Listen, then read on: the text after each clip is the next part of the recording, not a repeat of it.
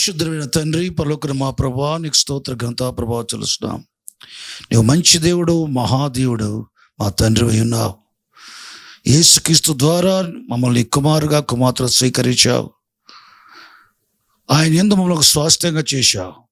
జీవ గ్రంథంలో మా పేరు రాసి ప్రభా, అనుదిన మేలు కొరకు, ప్రభు రాకడ పొందబోయే మహిమ కొరకు మమ్మల్ని జ్ఞాపకం చేసుకుని స్తోత్రాలు చెల్లిస్తాను. ఆయన ప్రకటన గ్రంథంలో నుంచి ప్రభా, దీని యొక్క వాక్యాన్ని మేము బోధించబడుతున్నాం.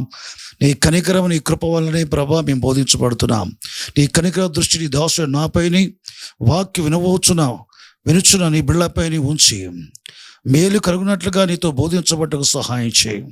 మా ప్రియ తండ్రి, అంతిమ దినములలో మేము ఉంటున్నాం, కడవరి దినములలో మేము ఉంటున్నాము తండ్రి. ఈ కడవరి దినముల గూర్చే జ్ఞానం, ఎండ్ టైమ్స్ గూర్చే జ్ఞానము, నీ రాకడ గూర్చే జ్ఞానము, నీ రాకడ సంభవించే సంగతుల గూర్చే జ్ఞానము, నిత్యత్వం అనగా ఇటరిటి గురించిన జ్ఞానాన్ని మాకు అనుగ్రహించండి. నీకు స్తోత్రాలు చెల్లిస్తాం. అన్ని విషయాల్లో మెలకుగలిగి జాగ్రత్త పడి ప్రభా, నీ రాకడలో కృప పొందకుండా తప్పిపోకుండా సహాయం చేయండి. వ్యక్తిగతంగా మటుకే కాదు, కుటుంబాలుగా మటుకే కాదు, సంఘాలుగా మా ప్రియ తండ్రి, నీ రాకడలో మహిమలో మార్చబడి నీ ఎదుట నిలుచుటకు శక్తివంతులు ఉన్నట్లుగా నీ పరిపూర్ణుడి కృప వెంబడి కృప మాకు దయచేయండి. మాకు విరోధంగా సమస్తమును యేసుక్రీస్తునామమున బంధిస్తున్నాం. యేసుక్రీస్తు నామమున తండ్రి నీ సహాయాన్ని అర్థిస్తున్నాం. మాకు తోడయుండి నిర్వహించమని యేసుక్రీస్తు పేరిట ప్రార్థిస్తున్నాం పరమ తండ్రి. ఆమేన్, ఆమేన్. దేనికి స్తోత్రం, దేని మహిమ కలుగాక. పరమంత పిరిమరులారా, యేసుక్రీస్తు ప్రభు పరలోకుడు రాబోయే దినాలు మనం ఉంటున్నాం. త్వరగా అనే మాటని నేను ఉపయోగించలేను, దేనికి స్తోత్రం. కానీ యేసు ప్రభు రాబోయే దినాలలో ఉంటున్నాం. అంతిమ దినాలలో, అంచె దినాలలో మనం ఉంటున్నాం ప్రియులారా, దేనికి స్తోత్రం.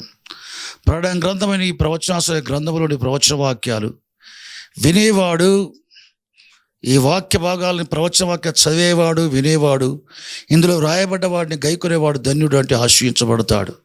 ఏ విషయాలు ఆశ్రయించబడతాడు? యేసు ప్రభు రెండవ రాకడలో ఆయన వచ్చినప్పుడు తన సింహాసనం ముందు ఆసీనుడై ఉండగా మనుషులందరూ పోగు చేయబడి ఆయన ఎదుటికి వారు రెండు భాగాలుగా చేయబడతారు. కుడివైపున నీతిమంతులు ఉంటారు, ఎడమ వైపున దుష్టులు ఉంటారు. ఆయన కుడివైపున నీతిమంతులు చూచి ఆయన చెప్పబోయే మాట ఏంటంటే, నా తండ్రి చేత ఆశీర్వదింపబడిన వారలారా, లోకం పుట్టిన మొదలుకొని మీ కొరకు సిద్ధపరచబడిన రాజ్యాన్ని స్వతంత్రించుకోండి అంటాడు. చూడండి, దేవునికి స్తోత్రం. తండ్రి దేవుని చేత ఆశీర్వదించబడ్డవారట, వారు ధన్యులు. ధన్యులనే మాటకు అర్థం ఏంటంటే ఆశీర్వదించబడ్డవారు. ఈ చివరి తరంలో ఉన్న వారందరూ కూడా ప్రకటన గ్రంథంలోని ఈ ప్రవచన వాక్యాలు మనకు చెప్పబడటం, చదివించబడటం జరగాలి, దీన్ని బోధింపబడటం జరగాలి, వీటిని గైకొనటం కూడా జరగాలి. అటువంటి వారు ఎటువంటి ధన్యులు, ఎటువంటి విషయాలు ఆశీర్వదించబడతారు? లోకం పుట్టిన మొదలుకొని సిద్ధపరచబడి దేవుడు ఒక రాజ్యాన్ని మనం స్వతంత్రించుకోవడానికి హక్కుదారులం అవుతాం. రాబోయే లోకంలో మనకు స్వాస్థ్యం ఇవ్వబడుతుంది ప్రియులారా. ఇజ్రాయేల్ జనాంగానికి అబ్రహాం ద్వారా చెప్పబడ్డ వాగ్దానం ఏంటంటే, పాలు తేలు ప్రవహించే దేశమైన కనాను దేశం ఉంది. ఇజ్రాయేల్ కంటే ముందుగా 7 జాతుల వారు కనానులో అక్కడ నివసించేవారు. వారి నిర్మూలన చేయబడిన తర్వాత వారికి ఆ దేశాన్ని ఇజ్రాయేల్ జనాంగానికి ఇస్తానని దేవుడు వాగ్దానం చేశాడు. అది నిత్య స్వాస్థ్యంగా ఇస్తానని వాగ్దానం చేశాడు. దానికంటే మరీ శ్రేష్టమైంది పరలోక సంబంధమైన దేశాన్ని కూర్చిన స్వాస్థ్యంగా ఇస్తానన్న వాగ్దానం. దేనికి స్తోత్రం, దేని మహిమ కలుగాక. 21st సెంచరీలో మనం ఖచ్చితంగా ఈ ప్రకటన గ్రంథాల విషయాలు బోధించబడాలా. బైబిల్ ఏమని చెప్తోంది? పరిశుద్ధ గ్రంథం చూసినట్లయితే వధింపబడ్డ ఆత్మలు అనే మాట గురించి మనం ధ్యానించుకుందాం ఈరోజు. బలిపీఠము మరియు వధింపబడిన ఆత్మలు. ప్రకటన గ్రంథంలో మనం చూసినట్లయితే 6వ అధ్యాయం 12వ వచనం నుండి 14వ వచనం వరకు మనం చూసినట్లయితే, దేవుని సింహాసనం ఎదుట, దేవుని ఎదుట ఉండే సువర్ణ బలిపీఠం అని బైబిల్ చెప్తుంది. పరలోకల సింహాసనాసుడైన దేవుడు ఉన్నాడు, ఆయన ఎదుట సువర్ణ బలిపీఠం ఒకటి ఉంది. ఈ బలిపీఠం గురించి పరిశుద్ధ గ్రంథాలు మనం చూసినట్లయితే ప్రకటన గ్రంథం 6వ అధ్యాయం 9 నుంచి 11 వచనాలు చూసినట్లయితే, దేవుని వాక్యం ప్రచురణ చేస్తున్నందుకు, యేసు ప్రభు గురించి సాక్ష్యం ఇస్తున్నందుకు వధింపబడ్డ ఆత్మలు బలిపీఠ క్రింద ఉండటం యోహాను అనే వ్యక్తి దర్శనంలో చూచాడు. పరలోకంలో దేవుని ఎదుట ఉన్న బలిపీఠ కింద ఉండే ఈ భూమి మీద వధింపబడ్డ పరిశుద్ధుల ఆత్మలు, ప్రవక్తల ఆత్మలు దేవుని ఎదుట ఉన్న బలిపీఠ క్రింద ఉండి ఈ ఆత్మలకు ఇవ్వబడ్డ తెల్లని వస్త్రాలు ధరించుకున్న వారై దేవునికి ఎప్పుడు కేకలు వేసి ప్రార్థించేవారుగా ఉన్నారు. నాదా, సత్యస్వరూపి, పరిశుద్ధుడా, ఎందాక తీర్పు తీర్చకుండా ఉంటావు? ఎందాక మా రక్త నిమిత్తం భూనివాసుకు ప్రార్థన చేయకుండా ఉంటావు? ఎందాక అని చెప్తున్నారు. వీరందరూ కూడా క్రీస్తు విరోధి కాలమందు క్రూరమగు అనే క్రీస్తు విరోధికి మొక్కక, వాని ప్రతిపక్షం మొక్కక, వాని పేరు సంఖ్య కానీ వాని పేరు కానీ నొసటపైన చేతిపైన ముద్రించుకొనక దేవుని యొక్క వాక్యాన్ని గైకొనొచ్చు, దేవుని యొక్క వాక్యాన్ని ప్రకటిస్తూ యేసు ప్రభువు గురించి సాక్ష్యం ఇస్తున్నందుకు వధించబడ్డ వ్యక్తులు. వారి శరీరాలు నేల మీద రాలిపోయాయి, కానీ వారి ఆత్మలు పరలోకమందున దేవుని ఎదుట ఉన్న బలిపీఠ కింద, సువర్ణ బలిపీఠ కింద ఉన్నారు, తెల్లని వస్త్రాలు ధరించుకున్న వారే. వారి రక్తాన్ని చిందించిన వారికి విరుద్ధంగా ఈ ఆత్మలు దేవునికి మొర్రపెడుతున్నాయి. పరిశుద్ధుల రక్తాన్ని, ప్రవక్త రక్తాన్ని చిందించుచున్న క్రీస్తు విరోధి యొక్క జనాంగంకు విరోధంగా వారు ప్రార్థన చేస్తున్నారు. దేవా, వారికి నువ్వు తీర్పు తీర్చాలి, ప్రార్థన చేయాలి. మా రక్తము చిందింపజేసినందుకు, మమ్మల్ని వధించినందుకు వారికి నువ్వు ప్రార్థన చేయాలి, తీర్పు తీర్చాలని చెప్పేసి ప్రార్థన చేయబడుతున్నాయి. భూమి మీద క్రీస్తుల విశ్వాసం ఉంచి సంఘంగా చేరి ప్రభునామములో ప్రార్థించే యొక్క ప్రార్థనలే పరలోకమందు దేవుడు వింటాడు, దానికి భూమి మీద ప్రతిఫలం ఇస్తాడు. అడిగే ప్రతివానికి అనుగ్రహించబడిన బైబిల్ చెప్తుంది. నా పేరట మీరు నన్ను ఏమి అడగలేదు, తండ్రి నా పేరట అడగండి, నా యందు తండ్రి మహిమపరచబడినట్లు అవి మీకు అనుగ్రహించబడును అన్నాడు. యేసుక్రీస్తు పేరట తండ్రి దేవుని, పరలోకం దేవుని ఏం అడిగితే దేవుని చిత్తానుసారంగా అది మనకు అనుగ్రహించబడని చెప్పేసి యేసుప్రభువు చెప్పాడు. కాబట్టి భూమి మీద జీవించే కాలంలో క్రీస్తులోని విశ్వాసుల వారు యేసుక్రీస్తు నామమున పరలోక దేవుణ్ణి తండ్రిని పిలిచి ప్రార్థన చేసినట్లయితే మన సమస్యలు పరిష్కరించబడటం, మన అవసరాలు తీర్చబడటం, మనం ఏది అడుగుతామో ప్రయోజనకరమైంది. ఆత్మలు సంపాదించడానికే కానీ, ఈ లోకరాజ్యాలు దేవుని రాజ్యం అవ్వటానికే కానీ, ఎదుటి మనుషులు మరి అవసరతలో, శ్రమల్లో, ఇబ్బందులు ఉంటే వారి కొరకు ప్రార్థన చేయటమే కానీ, మన కొరకు, మన కుటుంబాల కొరకు కానీ, అది ఆత్మసమైన విషయాలు కానీ, ఐక్య విషయాలు కానీ పరలోక దేవునికి ప్రార్థన చేసినట్లయితే ఆలకించబడటం జరుగుతూ ఉంది. ప్రియులారా, దేవుడు పాపల పని ఆలకించడు. కానీ ఎవడైనా దేవభక్తులు ఉండి ఆయన చిత్తం చొప్పున జరిగించేవాడు ఎవరైనా ఉంటే అట్టి వారు భూమి మీద వారు ప్రార్థన చేస్తే పరలోక దేవుడు ప్రార్థన జవాబులు ఇస్తాడని బైబిల్ చెప్తుంది. భూమి మీద పరిశుద్ధులే ప్రార్థన చేస్తే పరలోక దేవుడు ప్రార్థన జవాబిస్తూ ఉంటే, పరలోకములో ఉన్నవారు వారు ప్రార్థన చేస్తూ ఉంటే దేవుడు ప్రార్థనకు జవాబు ఇవ్వడా? అందులో దేవునికి సమీపంగా ఉండే వ్యక్తులు పరలోకులు ఎవరయ్యా అంటే, భూమి మీద వాక్యాన్ని ప్రకటించినందుకు, యేసు ప్రభు గురించి సాక్ష్యం ఇచ్చినందుకు వధించబడినట్లయితే అట్టి వారి ఆత్మల పరలోకములో దేవునికి సమీపంగా, దేవుని సముఖంలోని బలిపీఠ క్రింద ఉంటాయి. వారు ఉంటారు. దేవునికి సమీపంగా ఉన్న వధింపబడిన గొర్రెపిల్ల రక్తులు కాగబడ్డ వీరు గొర్రెపిల్లల గురించి సాక్ష్యం ఇచ్చినందుకు వీరు కూడా వధింపబడ్డవారుగా చేయబడ్డారు.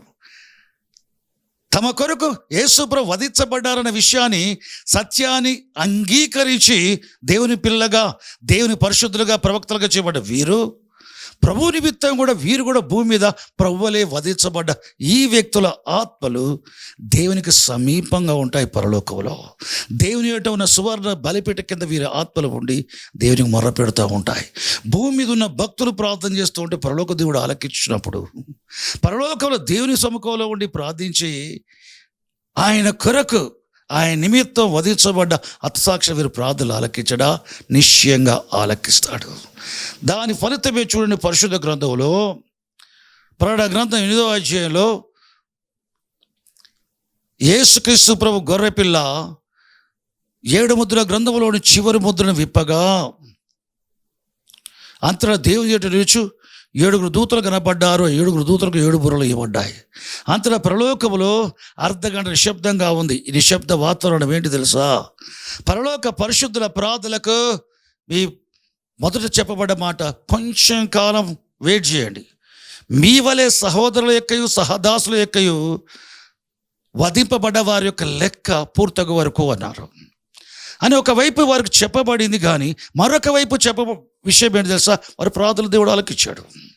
వారు మానక ఎలుగెత్తి దేవునికి ప్రార్థన చేస్తూ ఉంటే దేవుడు వారి ప్రార్థన ఆలకించి వారి ప్రార్థనలో అడిగిన వాటికి జవాబు ఇవ్వటం ప్రారంభించాడు. హతసాక్షుల ఆత్మలు దేవుడు గౌరవించి ఏం చేస్తున్నాడు? ఇప్పుడు ఆరాధన పొందటం కాదు, వారి ప్రార్థన జవాబు ఇవ్వటానికి ఆయన ఆరంభించాడు పనిని. పరలోక గ్రహించి ఆరాధించడం మానివేసి పరిశుద్ధుల ప్రార్థనలకు ఏ విధంగా దేవుడు జవాబు ఇవ్వబోతున్నాడు. పరలోకం అంతా ఆశ్చర్యకరంగా జరగబోయే విషయాలు చూస్తూ ఉంది. భూమి జరిగే కార్యాలని పరలోకం ఏం చేస్తుంది తెలుసా? తొంగి చూస్తారు. బైబిల్ చెప్తుంది భూమి మీద పరలోక దేవుడు జరిగించే కార్యాలన్నిటిని కూడా పరలోకం తొంగి చూస్తుంది. ఈ విషయం మనం జ్ఞాపకం చేసుకోవాలా. భూమి మీద పాపి అయిన మనుషుడు ఉన్నాడు అనుకోండి, ఒక దైవజనుడు తనకి యేసు ప్రభు సువార్త చెప్పినట్లయితే, రక్షణ సువార్త చెప్పినట్లయితే, పాపంలో ఆ వ్యక్తి ఆ సువార్త వాక్యం విన్న తర్వాత తన పాపస్థితి గ్రహించి ప్రభుల విశ్వాసం ఉంచి పాపక్షాపన కోసం, ఆత్మరక్ష కోసం వేడుకొని క్షమించబడ్డట్లయితే, ఆ వ్యక్తి మారు మనసు పొంది రక్షణ పొందిన వ్యక్తి అయితే, భూమి మీద ఒక పాపి అయిన మనుషుడు మారు మనసు పొందినట్లయితే పరలోకంలో దేవుని ఏట సంతోషం కలుగును. భూలోకంలో కాదు.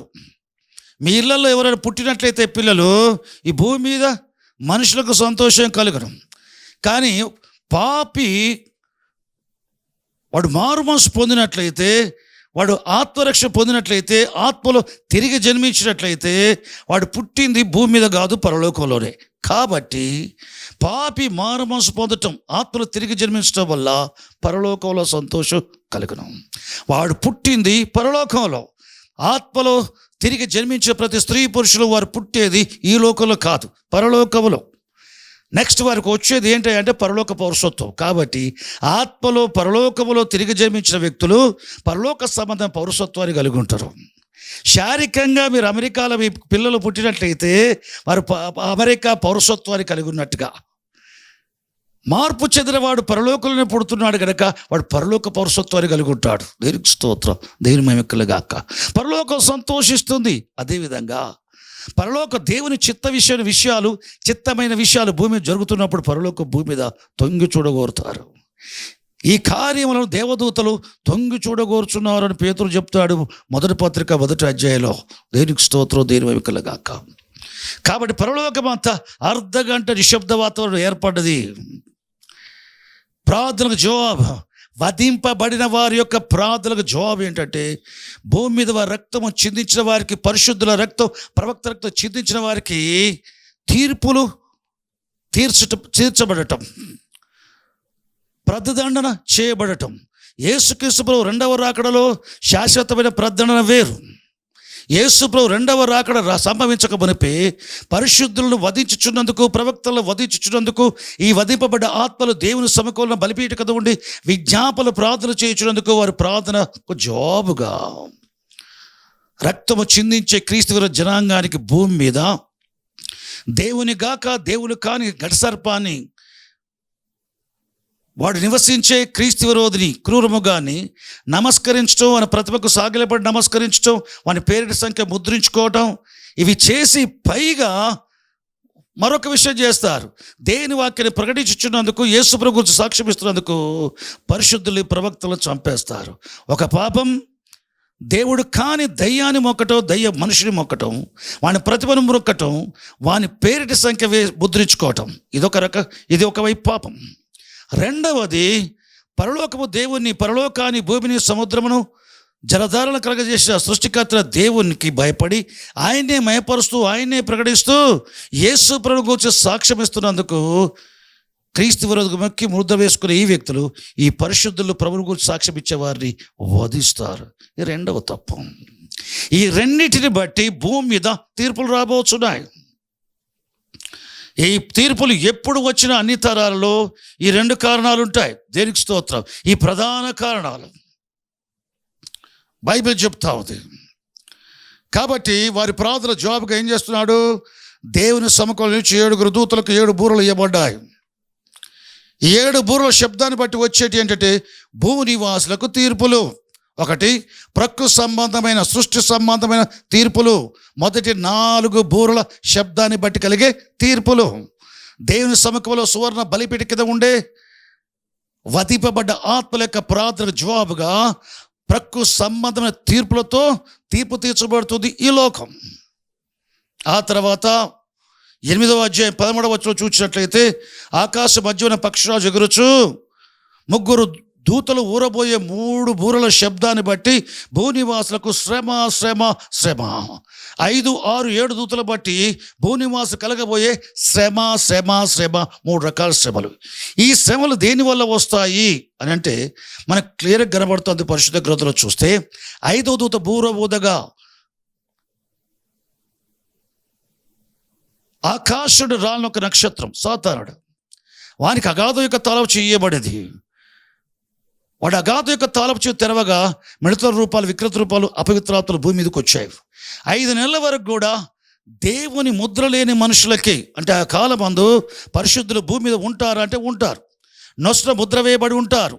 ఈ అగాధం నుంచి వచ్చే మిడతల రూపాలున్న ఈ అపవిత్రాత్మలు, దయ్యాలు, క్రూరమైన ఈ దయ్యాలు ఏం చేస్తాయంటే పరిశుద్ధులకు కూడా కుట్టడానికి ప్రయత్నం చేస్తే కానీ వారి కుట్టడానికి అధికారం వాటికి ఇవ్వబడలా.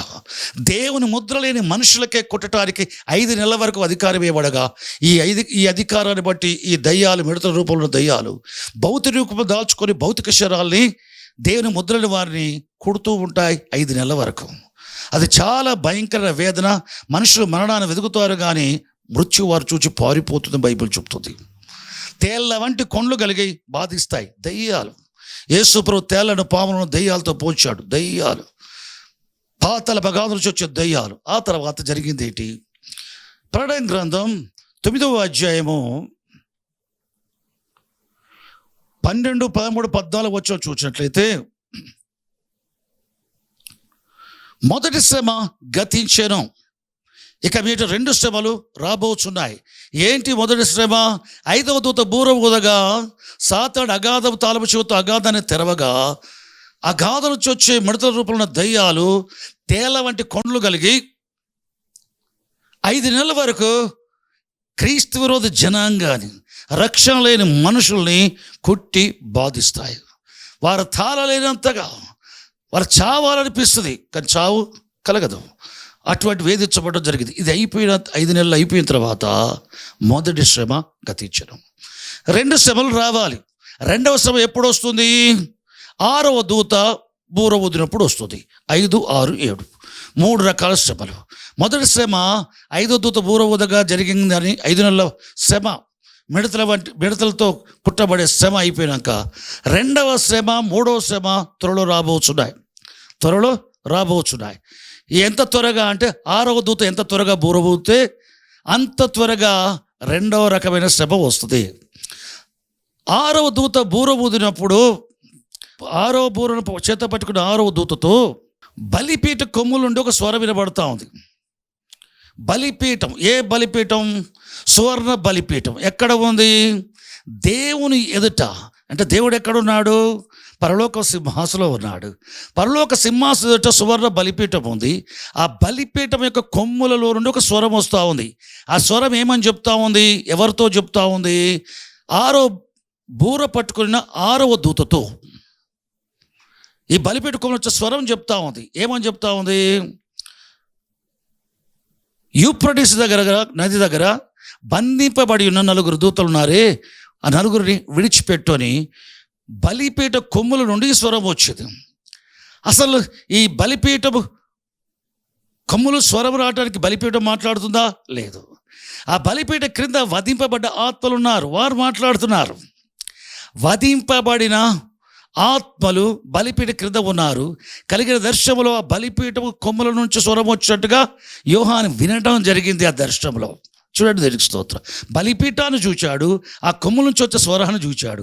కానీ బలిపీఠ క్రింద ఎవరున్నారు? వధింపబడ్డ ఆత్మలు, మొర్రపెట్టే ఆత్మలు.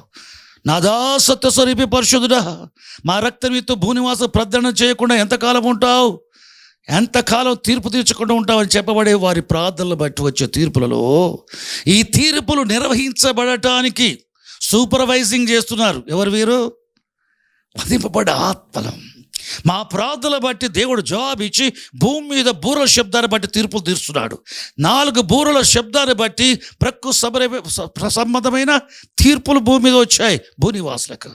5, 6, 7 బూరల శబ్దాన్ని బట్టి కలగబోయే తీర్పులు ఏంటంటే అగాధం నుంచి వచ్చే అంధకార శక్తుల ద్వారా, భూమి మీద బంధించబడ్డ అంధకార శక్తుల ద్వారా, వాయుమండల సభలో శక్తుల ద్వారా, మనుషుల్లో ఉన్న అంధకార శక్తుల ద్వారా వచ్చే తీర్పులు. కాబట్టి ఏం చెప్తుంది? ఈ తీర్పులు రావడానికి పడిపోయిన దేవదూతలు ఉన్నారు. యూఫ్రటీస్ దగ్గర 4 బంధింపడి ఉన్నారు. వారు విడిపించని చెప్పేసి దేవుని సముఖంలో సువర్ణ బలిపీఠం కింద ఉన్న ఈ వధింపబడ్డ పరిశుద్ధుల ప్రవక్తల ఆత్మలు మాట్లాడుచుండగా బలిపీఠ కొమ్మల స్వరం నుంచి వచ్చినట్టుగా వారికి విని 6వ బూర పట్టుకున్న 6వ దూత ఆ 4 విడిపించడం జరిగింది. వారు 20 కోట్ల సైన్యంగా మార్చబడ్డారు. వాటి తోకలకు పాముల వంటి తలలు ఉన్నాయట. పాములు, దయ్యాలు, వాటితో హాని చేయటకు అధికారం కలదు. భూమి మీద మనుష్యులు, ఏ మనుషులు? దేవుని ముద్ర లేని మనుషులు, భూనివాసులు, జీవ గ్రంథంలో పేరు లేని వారు, రక్షణ నొందని వారు, క్రీస్తు విరోధికి భయపడి వాని దేవునిగా సేవించేవారు, వాని ప్రతిభకు మొక్కేవారు, వాని పేరిటి సంఖ్య ముద్రించుకునేవారు. ఇటువంటి వారిలో ఈ మనుషులలో 3వ భాగం చంపటానికి ఈ 4 దూతలు విడిపించబడ్డ వారి ఆధ్వర్యంలో ఉన్న 20 కోట్ల గుర్రపు రౌతుల సైన్యం వీరు చంపుతారు, సంహరించబడతారు. కానీ ఇది జరిగిన వెంటనే 2వ శ్రమ గతించెను అని బైబిల్ చెప్పటం లేదు. ఈ 2వ శ్రమలో ఇంకో విషయం ఉంది. ప్రకటన గ్రంథంలో 10వ అధ్యాయంలో దేవుని కుడి చేతుల గ్రంథాన్ని తీసుకున్న యేసుక్రీస్తు ప్రభు మొదటి ముద్ర నుంచి విప్పబడటం మొదలుపెట్టి 8వ అధ్యాయం మొదటి వచనం, అంటే 6వ అధ్యాయం మొదటి వచనంలో ఆ గొర్రె పిల్ల 7 ముద్ర గ్రంథంలో మొదటి ముద్రను విప్పటం మొదలుపెట్టి వరుసగా విప్పుకుంటూ వచ్చి 8వ అధ్యాయం మొదటి వచనంలో చివరి ముద్ర 7వ ముద్రను విప్పటం జరిగినప్పుడు ఆ ముద్రల గ్రంథం పూర్తిగా తెరబట్టడం జరిగింది. 10వ అధ్యాయంలో ఏం కనపడుతూ ఉంటే పరలోకం నుండి ఒక బలిష్టమైన దేవదూత, వేరొక దూత వచ్చాడు. గత వారం చెప్పుకున్నాం. ఆయన కుడి చేతిలో, అతని కుడి చేతిలో కాదు, ఆయన కుడి చేతిలో విప్పబడి ఉన్న చిన్న పుస్తకం ఉండేను. యేసుక్రీస్తు ప్రభు ఆయన కుడి పాదం సముద్రం మీద, ఎడమ పాదం భూమి మీద పెట్టి ఆయన సింహము గర్జించినట్లుగా గొప్ప శబ్దంతో ఆర్భటించాడు. సింహాసనం కుడి చేతుల గ్రంథాన్ని, 7 ముద్ర గ్రంథాన్ని వధింపబడు గొర్రె పిల్లగా తీసుకున్నాడు. వధింపబడు గొర్రె పిల్లగా ముద్ర వెంబడి ముద్ర విప్పుకుంటూ వచ్చాడు. ముద్ర గ్రంథం విప్పబడ్డ పూర్తయిన తర్వాత ఆయన బలిష్ఠుడైన దూతగా కనబడుతున్నాడు యోహానికి. కానీ ఆయన గర్జించడం చూడగా సింహము గర్జించినట్టుగా గొప్ప శబ్దముతో ఆర్భటించగా 7 ఉరుముల వంటి శబ్దాలు గలాయి. అవి రాయబోచుడుగా యోహానికి పరలోకం నుంచి స్వరం. ఆ 7 ఉరుముల శబ్దాన్ని బట్టి కలిగిన వాటి పుస్తకంలో రాయకము అని చెప్పుకొచ్చాడు. దేనికి స్తోత్రం. ఈ బలిష్ఠ దూత సింహం గర్జించాడు. 24 పెద్దలలో ఒక పెద్ద యోహాను ఏడోకము, దావీదుకు చిగురైన యూదా గోత్రసభ గ్రంథం విప్పుటకు యోగ్యుడు అని చెప్పబడమాట నెరవేరింది. సింహముగా ఆయన గర్జించినప్పుడు అర్థం ఏంటి? పెద్దలలో ఒకడు చెప్పాడే, యూదా గోత్ర సింహము ఆ దేవుని కూర్చున్న గ్రంథాన్ని తీసుకుని విప్పడానికి యోగ్యుడనది. విప్పింది సింహం అన్న సంగతి యోహానికి స్పష్టంగా అర్థం కావటానికి ఇక డౌట్ లేకుండా మొదటి అధ్యాయంలో దర్శనం, పరలోకానికి వెళ్ళిపోయిన తర్వాత చెప్పబడ్డ మాట యూదా గోత్ర సింహం. చూడబడ్డ వ్యక్తి ఏమో గాయాలతో నిండుకున్న యేసు ప్రభు. విప్పబడిన తర్వాత బలిష్ఠుడైన దేవదూత. తర్వాత ఆయన చేస్తున్న పని ఏంటంటే సింహం గర్జించాడు.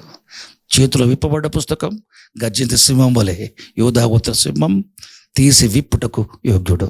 ఆ మాట నెరవేర్చబడింది. ఈ గ్రంథాన్ని తినివేసాయి. యోహాను తినివేశాడు. దేవునికి స్తోత్రం. ఇక మీదట మరలా నువ్వు ప్రవచిస్తావు. ప్రజలను గూర్చి, జనములను గూర్చి, జనసమలను గూర్చి, ఆయా భాషలు మాట్లాడే వారి గూర్చి, అనేక మంది రాజులను గూర్చి నువ్వు ప్రవచించుట నగత్యం అన్నాడు. దేవునికి స్తోత్రం. ఇక ప్రవచిస్తున్నాడు. దేవునికి స్తోత్రం. ప్రకటన గ్రంథం 11వ అధ్యాయంలో ఇద్దరు ప్రవక్తల గురించి ప్రవచిస్తున్నాడు. యెరూషలేములో అన్యజనులు తొక్కుతారు, అరబ్బులు పరిశుద్ధ పట్టాన్ని కాళ్ళతో త్రొక్కుతారు 42 నెలల వరకు ప్రవచిస్తున్నాడు. ఇంకను ప్రవచిస్తున్నాడు, అన్ని జనుల గురించి ప్రవచిస్తున్నాడు. 7వ వచనంలో ఆ గాదు నుంచి క్రూరముఖం క్రీస్తు విరోధి గురించి ప్రవచిస్తున్నాడు. రాను ఇద్దరు ప్రవక్తలు ప్రవచిస్తున్నాడు. యెరూషలేములో కట్టబడబోయే దేవుని ఆలయం ప్రవచిస్తున్నాడు. బలిపీఠం కట్టబడబోయే బలిపీఠం ప్రవచిస్తున్నాడు. మందిర ఆవరణం ప్రవచిస్తున్నాడు. మందిరముని కొలత వేయి, బలిపీఠమును కొలత వేయి, మందిరములో పూజించు వారిని లెక్కించు, కానీ ఆవరణములో పూజించే వారు లెక్కించొద్దు.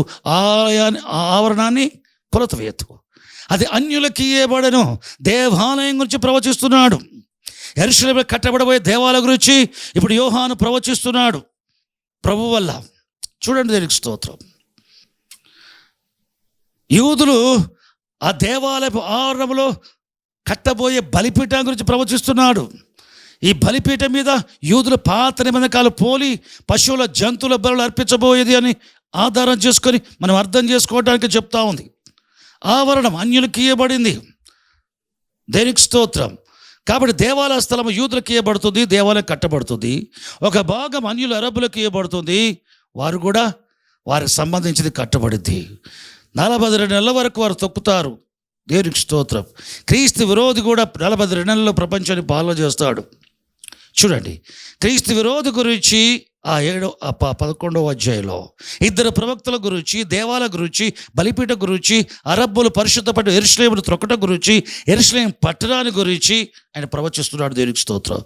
ఈ ఇద్దరు వ్యక్తుల పరిచర్య గురించి మాట్లాడుతున్నాడు. 3వ వచనం 11వ అధ్యాయం 3వ వచనం 4వ వచనం 5వ వచనం చూస్తే ఇద్దరు ప్రవక్తల పరిచర్య అది భూదిగంతల వరకు ఉంటుంది. 11వ అధ్యాయం 10వ వచనం చూస్తే ఇద్దరు ప్రవక్తలు భూనివాసులను బాధించినందున, అనగా జగత్తుత్పత్తి కొని వధింపబడి ఉన్న గొర్రెపిల్ల జీవ గ్రంథములో ఎవరి పేరు రాయబడలేదో, జీవ గ్రంథములో ఎవరి పేరు రాయబడలేదో, గొర్రెపిల్ల రక్తములో ఎవరు కడగబడలేదో, తమ వస్త్రాలను పవిత్రము చేసుకోలేదో, తెలుపు చేసుకోలేదో, పరిశుద్ధత నింపబడి పరిశుద్ధతో నడిపించబడుతూ పరిశుద్ధ జీవితము, ప్రేమగల జీవితం ఎవరు జీవించడం లేదో, ఎవరు క్రీస్తు విరోధికి బ్రొక్కుతూ వారి ప్రతిభకు బ్రొక్కుతూ వారి పేరిటి సంఖ్య ముద్ర వేసుకుంటూ దేవుని వాక్యాన్ని ప్రచురించే వారికి ఆటంకంగా ఉండి వారు చంపుచు, యేసు ప్రభువు సాక్ష్యం ఇచ్చే వారికి ఆటంకంగా ఉండి వారు చంపుచూ ఉంటారే, వీరు జీవ గ్రంథంలో లేని రక్షణ లేని భక్తిహీనులు. ఈ భక్తిహీనులు వీరిద్దరు ప్రవక్తలు ఏం చేస్తారట, వారు భూనివాసులను బాధించినందున వారు బాధించే పరిచర్య చేస్తారు. ఇది కూడా 2వ శ్రమలో ఒక భాగమే, 2వ శ్రమలో ఒక భాగమే. దేవునికి స్తోత్రం, దేవుని మహిమ కలుగాక. ఇద్దరు ప్రవక్తలు క్రీస్తు విరోధి చేత చంపబడిన తర్వాత యుద్ధం చేసి వారిని చంపటానికి, వారితో యుద్ధం ఆడటానికి, వారిని జయించటానికి, వారిని చంపటానికి వారికి అధికారం ఇవ్వబడింది. క్రీస్తు విరోధి వారి జనులు ఆ ఇద్దరితో యుద్ధం ఆడి వారు జయించి చంపడం జరగగా అక్కడ ప్రభు కూడా శ్రేయపడ్డాడు. ఆ పట్టణంలో, ఆ పట్టణం యొక్క రాజవీధిలో, సంత వీధులు అంటే సంత వీధిలో, రాజవీధిలో, మెయిన్ రోడ్లో ఇద్దరు శవాలు పడి ఉంటాయి. 3 దినాలు వారు పాతి పెట్టనియ్యరు. 3 దినాల తర్వాత వారు లేస్తారు బ్రతికి, ఎక్కిరమైన స్వరం వింటారు. అందరూ చూచుండగా పరలోకానికి వెళ్ళిపోతారు. అందరూ భయాక్రాంతులు అయిపోతారు. యెరూషలేము పట్టణంలో పెద్ద భూకంపం వస్తుంది. ఆ భూకంపం వల్ల 7,000 మంది చస్తారు. చూడండి, దేవునికి స్తోత్రం. మిగిలిన వారు భయాక్రాంతులయ్యారు. మిగిలిన వారు దేవుని మయపరుచులు ఉంటారు. అంటే అప్పటికి యేసు రాలేదు, సంఘం ఎత్తపడటం జరగలేదు. చూడండి, దేవునికి స్తోత్రం.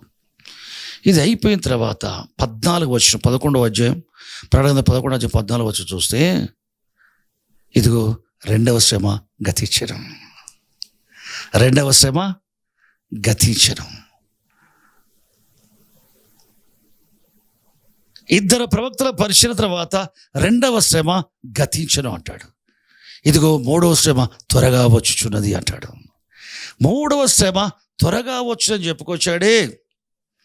15వ వచనం చూడగానే అంతటా 7వ దూత 7వ బూర ఊదగా పరలోకంలో శబ్దాలు పుట్టాయి. ఏమని శబ్దాలు పుట్టాయి? ఈ లోక రాజ్యంలో ప్రభు రాజ్యమైన ఆయన క్రీస్తు రాజ్యమైన అని చెప్పుకొస్తాడు. అక్కడ ఒక లిస్ట్ ఇస్తాడు. సరే, మనం గమనించాల్సింది ఏంటంటే 5వ దూత బూర ఊదినప్పుడు మొదటి శ్రమ వస్తుంది. ఈ బూర శబ్దాన్ని బట్టి కలిసి శ్రమ అయిపోవడానికి 5 నెలలు పట్టింది. 5 నెలలు అయిపోయిన తర్వాత నెరవేర్చబడితేనే ఆ బూర శబ్దాన్ని బట్టి కలిగే తీర్పు, ఆ శ్రమ నెరవేర్చబడ్డట్టు. 6వ దూత బూర ఊదగా 20 కోట్ల దయ్యాల సైన్యం, గుర్రప్రవతుల సంఖ్య, మనుషుల్లో 3వ భాగం చంపేస్తారు.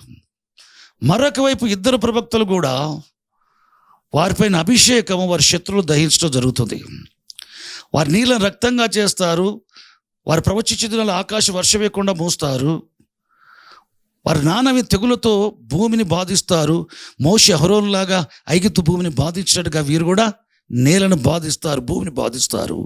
భూమిని బాధిస్తారు, భూ నివాసుల్ని బాధిస్తారు. చూడండి, వీరు చేసే పరిచర్యలో తీర్పులు ప్రకృతి సంబంధమై ఉన్నాయి, శరీరంలో కూడా డైరెక్ట్ తీర్పు ఇచ్చేది కూడా ఉంది. ఎవరైనా వీరి శత్రువులు వీరికి హాని చేయని ఉద్దేశించేలా వారి నోట గుండా అగ్ని బయలు వెళ్ళి వారి శత్రువులను దహించడం. ఎవరైనా సరే వారు హాని చేయని ఉద్దేశిస్తే వారు అలాగూ చంపబడవలను. ఇది దేవుడు పెట్టిన నియమం. దేవుడు వాళ్ళకి ఇచ్చే అభిషేకం ఎట్లాడదంటే, వీళ్ళు ఏమి చేయరు, వీళ్ళ పని వీళ్ళు చేసుకుంటూ పోతారు. వీరికి ఎవరైనా హాని చేయని ఉద్దేశిస్తే వీళ్ళపైన అభిషేకం ఏమైంది? రేపబడి అగ్నిగా వారు దహించడం జరిగింది. అది వీరు చెప్పటం వల్ల, వీరు ప్రార్థన చేయటం వల్ల కాదు. ఇది ఆటోమేటిక్గా జరిగేది. దేనికి స్తోత్రం, దేని మైకలుగాక. పేతురు యేసుక్రీస్తు నామములో దయ్యమా పో, కుంటోడ నడువు, పక్షవాయువు లే అని చెప్పలే అవసరం లేకుండా ఆయన వీధుల్లో నడుచుకుంటూ పోతూ ఉంటే రోగులను, వ్యాధిగ్రస్తులు, దయ్యం పట్టే వారందరినీ కూడా పడకల మీద తీసుకొచ్చి ఇరుపక్కల పెడితే ఆయన నీడ పడితే చాలనుకున్నారు. నీడ పడితే వాళ్ళు బాగారు. పేతురు ఏం ప్రార్థన చేయలే, పేతురు ఏం చేతులు పెట్టలే, పేతురు ఏం ఆజ్ఞాపించలే. చూడండి, అభిషేకం పనిచేస్తూ ఉంది. చచ్చిపోయిన ఎలీషా అప్పటికి చనిపోయి సమాధి చేయబడి 1 సంవత్సరం అయింది. ఇజ్రాయెల్ మీదకి దండెత్తి వచ్చారు శత్రువులు. అయితే ఈ లోపల ఒకడు మామూలుగా చచ్చిపోయాడు ఇజ్రాయేలు. సాంప్రదాయపరంగా వాడిని సమాధి చేయటానికి యుద్ధం జరుగుతున్న సమయంలో సాధ్యం కాల. అప్పుడు అతను తీసుకొచ్చి సమాధి చేయకుండా ఎలీషా సమాధిలో అట్లా పడేశారు. అంతే. ఈ చచ్చిపోయిన ఇజ్రాయెల్ ఎలీషా సమాధిలో పడవేగా ఎలీషా ఎముకలు తలివాడు బ్రతికాడతే. ఎలీషా ప్రార్థన ఏం చేయలేదు. లాజరు బయటికి రాని యేసుప్రభు చెప్పు చెప్పలేదు, ఆజ్ఞాపించలేదు. ముమ్మారు పడుకొని గర్భస్త్రీ మీద, కుమారుడి మీద పడుకొని ముమ్మారు ప్రార్థన చేసి ఆ పిల్లవాడిని బతికించడుగా. ఏలియా ముమ్మారు పార చేసుకొని పిల్లవాడిని విధవరాల కుమారు పడుకొని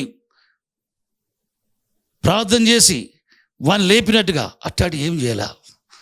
ఆయన చచ్చిపోయాడు అంతే. ఆయన ఆత్మ పరదేశకి వెళ్ళిపోయింది అంతే. ఆయన విడిచే శరీరం అక్కడ ఉంది. సంవత్సరం అంటే శరీరం అంతా కుళ్ళిపోయింది. అక్కడ మిగిలేదు ఏంటి? ఎముకలే ఉన్నాయి. చచ్చిపోయిన ఇజ్రాయెల్ని పడవేస్తే ఎముకలు తగలగా లేచాడు. సన్నిధి. ఆయన బ్రతుకుండగా శరీరాన్ని అభిషేకంతో నింపేసుకున్నాడు, అభిషేకంతో నడిపించబడ్డాడు. ఆత్మ వెదిలిపోయినా కానీ ఆత్మలు ఏ పరిశుద్ధాత్మ అనుసరించాడు, ఆ సన్నిధి వాడబడ్డ శరీరానికి ఉంది. ఆ ప్రభావం సత్యవాడు తాకగా చచ్చినవాడు లేచాడు. అట్లనే 2 ప్రవక్తలకు అభిషేకం వీరు ప్రార్థన చేయటం వల్ల కాదు, ఆజ్ఞాపించటం వల్ల కాదు, తాకటం వల్ల కాదు, వారు తెలియకుండానే జరిగిపోయే విషయం. అభిషేకం వాళ్ళు ఆపరేట్ అవుతుంది. అది అగ్ని వలె హాని చేద్దాం అనుకున్నప్పుడే ఆ శత్రువులను దహించేస్తాయి. ఈ విధంగా తీర్పులు భూనివాసులకు ఉంటాయి. ఈ విధంగా భూనివాసులు బాధిస్తారు, కరువు రప్పిస్తారు, వర్షాలు పడకుండా చేసి, త్రాగే నీళ్ళను పాడు చేస్తారు, ఉపయోగించుకునే నీళ్ళను పాడు చేసుకుంటారు. మనుషులు ప్రయోజనకరంగా ఉపయోగించుకునే వాటర్ అంతా కూడా రక్తంగా చేసి పారేస్తారు. పంటలను పాడు చేస్తారు. దాని తెగులతో భూమిని బాధించినందున పంటలు పాడు చేస్తారు. ఐగుప్తులో భూమిని బాధించినట్టుగా మోషే 2 దైవజనులు ఆ విధంగా చేస్తారు. భూమికి తీర్పులు 2 ద్వారా కూడా ఉంటాయి. 2 ప్రవక్తల పరిచయ తర్వాత చెప్పబడే మాట 2వ శ్రమ గతించను. ఇక మూడో శ్రమ త్వరగా రాబోతున్నది. మూడో శ్రమ త్వరగా రావాలంటే ఏం చేయాలా? చివరి దూత, ఏడవ దూత ఏడవ బూరను ఊదాలా. ఏడవ దూత బూరను ఊది ఎందుకు? మూడవ శ్రమ రావటానికి. ఐదవ దూత బూర ఊదిది ఎందుకు? మొదటి శ్రమ రావటానికి. ఆరవ దూత బూర ఊదిది ఎందుకు? రెండవ శ్రమ రావటానికి. ఏడవ దూత బూర ఊదాల్సింది ఎందుకు? మూడవ శ్రమ రావటానికి. ఇప్పుడు ఏడవ దూత బూర ఊదగా ఏమి రావాలా? 15వ వచనంలో 11వ వచనంలో ఏడవ దూత బూర ఊదాడు. బూర ఊదక మునుపు 14వ వచనంలో రెండో శ్రమలు గతించను. ఇదిగో మూడవ శ్రమ రాబోతున్నాడు. ఏడవ దూత 15వ వచనం ఊదగానే వచ్చేది ఏంటి తెలుసా? ఏంటది? మూడవ శ్రమ. ఈ మూడవ శ్రమ గురించి 11వ అధ్యాయం చివరి పేరాలో ఈ విధంగా ఉంది. అంతటా పరలోకములో దేవుని ఆలయం తెరవబడగా యెహోవా నిబంధన మందసం కనబడింది. యెహోవా నిబంధన మందసం కనబడగానే ఉరుములు, మెరుపులు, ధ్వనులు, భూకంపం, వడగండ్లు, ఈ విషయాలు చెప్పుకొచ్చాడు. మెరుపులు, ఉరుములు, ధ్వనులు, భూకంపం, వడగండ్లు. దేనికి స్తోత్రం. అంత మునుపు కూడా మెరుపులు, ధ్వనులు, భూకంపం ఇవి కనబడ్డాయి. కానీ ఇక్కడ కొత్తగా చేర్చబడ్డ మాట ఏదంటే వడగండ్లు. వడగండ్లకు నిధులు ఉన్నాయి. దేవుడు వడగండ్లను నిల్వ చేస్తాడు. యోబు గ్రంథం 38వ అధ్యాయం 23వ వచనం చూస్తే, ఆపత్కాలము కొరకు, యుద్ధము కొరకు, యుద్ధ దినము కొరకు దేవుడు యెహోవా గొప్ప వడగండ్లను నిధులలో దాచి ఉంచుతాడట అని అక్కడ రాయబడింది. దేనికి స్తోత్రం. యెహోషువ గ్రంథం మీరు చూసినట్లయితే 10వ అధ్యాయము మొదటి 11వ వచనాలు చదవండి. యెహోషువ గ్రంథం 10వ అధ్యాయంలో అంత మునిపే ఆ వాగ్దాన దేశం అడుగుపెట్టి యెహోషువ ఇశ్రాయేళ్లతోటి మారువేషం వేసుకుని వచ్చి గిబియోను నివాసులు వచ్చి వీరితో సమాధాన పడటం జరిగింది. మిమ్మల్ని చంపమని వీరు ప్రామిస్ చేశారు. వారెవరో తెలుసుకోకుండానే వారు పెట్టింది తిని వారితో సమాధాన నిబంధన చేసుకున్నారు, మీకు హాని చేయమని. గిబియోను వారు బలమైన పట్టణ జనాంగం. అది అమోరీ రాజులందరూ 5 రాజులు 5 దేశాలు ఆలోచించారు. గిబియోను బలమైన యోధులు గల పట్టణం. అది వాళ్ళు పోయేసి మన శత్రువులైన ఇజ్రాయెల్తో సమాధాన పడ్డారు, మనం వాళ్ళ మీద యుద్ధం ప్రకటిస్తామని చెప్పి అమోరీ రాజులు 5 రాజులు సైన్యాలు వేసుకుని వచ్చేసి గిబియా పట్టణం మీకి యుద్ధానికి వచ్చారు. గిబియోను పట్టణం మీటికి. అప్పుడు గిబియోను వాసులు ఏం చేశారు? యెహోషువకు సమాచారం పంపారు, మీతో మేము ఐక్యమైనందుకు అమోరీ రాజులందరూ మా పైకి వచ్చారు, మాకు వచ్చి సహాయం చేయమన్నారు. అప్పుడు యెహోషువ ఏం చేశాడు? మనుషులను ఏర్పాటు చేసుకొని యుద్ధం చేయటానికి పోయాడు. 5 అమోరు రాజులతో సైన్యాలతో యుద్ధం చేయించుండగా చీకటి పడబోతా ఉంటే సూర్యచంద్రులు నిలిపేశాడు ప్రార్థనతో. ఆ యుద్ధంలో జరిగింది ఏం తెలుసా? అమోరు రాజుల సైన్యాలందరినీ యెహోవా కలవరపరచగా యెహోషువ కత్తివాత చేత అనేకులను చంపేశాడు. ఇది ఒకవైపు. యెహోషువ గ్రంథం 10వ అధ్యాయం 11వ వచనం చూస్తే, యెహోవా ఆకాశం గొప్ప వడగండ్లు కురిపియగా అనేకులు చచ్చిరి అని ఉంది. దాని క్రింద ఏమి రాయబడింది తెలుసా? ఇజ్రాయేల్ యెహోషువ నాయకత్వాన కత్తివాత అమోరీలను చంపిన వారి లెక్క కంటే యెహోవా కురిపించిన వడగండ్ల చేత ఎక్కువ మంది చచ్చిరి. యుద్ధంలో ఇజ్రాయేల్ యుద్ధం చేసి వారు చంపిన వారి కంటే యెహోవా కురిపించిన వడగండ్లు అమోరీ రాజుల్ని ఎక్కువ మందిని చంపి పారేశాయి. యెహోవా వారి పక్ష యుద్ధం చేశాడు. యెహోవా ఉపయోగించుకున్న ఆయుధం ఏంటి తెలుసా? యెహోషువకేమో ఈటే, కానీ యెహోవాకేమో వడగండ్లు. అందుకని యోబు చెప్తున్నాడు, ఏమని చెప్తున్నాడు? దేనికి స్తోత్రం. ఇది యోబు చెప్పే మాట కాదు, యెహోవా యోబుతో చెప్తున్న మాట. ఆపత్కాలము కొరకు, యుద్ధము కొరకు, యుద్ధ దినము కొరకు నేను దాచించిన వడగండ్ల గురించి నీకు తెలియనా అంటాడు. వడగండ్ల నిధులు అట. దేనికి స్తోత్రం, దేని కలగాక. 3వ శ్రమలో వడగండ్లు కూడా ఉంటాయి. 3వ శ్రమలో భూకంపాలు ఉంటాయి. 3వ శ్రమలో మెరుపులు, ధ్వనులు, ఉరుములు ఉంటాయి. దేనికి స్తోత్రం. ఎప్పుడు ఇది? పరలోకములో దేవుని ఆలయం తెరవబడగా నిబంధన మనసు కనబడగా కలిగిన మెరుపులు, ధ్వనులు, ఇవన్నీ. దేనికి స్తోత్రం, దేని మహిమకలుగాక. మరి చూడండి, పరిశుద్ధ గ్రంథంలో మీరు చూసినట్లయితే ప్రకటన గ్రంథం 15వ అధ్యాయం మొదటి 2 వచనాల్లో, 16వ అధ్యాయం మొదటి పేరాలో ఏం కనబడుతూ ఉంది? పరలోకంలో సాక్ష్య మందసము కనబడెను. గర్భాలకు స్వరం వచ్చింది. 7 దూతలు 7 పాత్రలు పట్టుకుని, సువర్ణ పాత్రలు పట్టుకుని ఉన్నారు. వారు దేవుని కోపంతో నిండుకున్న 7 సువర్ణ పాత్రలు. ఇవే కడవరి తెగుళ్ళు. వీటితో దేవుని ఉగ్రత సమాప్తమగును అని ఉంది. ఇదేంటి తెలుసా? 3వ శ్రమ. 3వ శ్రమ జరుగుతూనే 7వ దూత బూర శబ్దాన్ని బట్టి కలిగే శ్రమ సంభవించినట్టు. చూడు, దీనికి స్తోత్రం. 7వ దూత పలుకు దినములలో అనే మాట ఉంది. దేవునికి స్తోత్రం. ఇది నేను నెక్స్ట్ వీక్ చెప్తా. దేవునికి స్తోత్రం.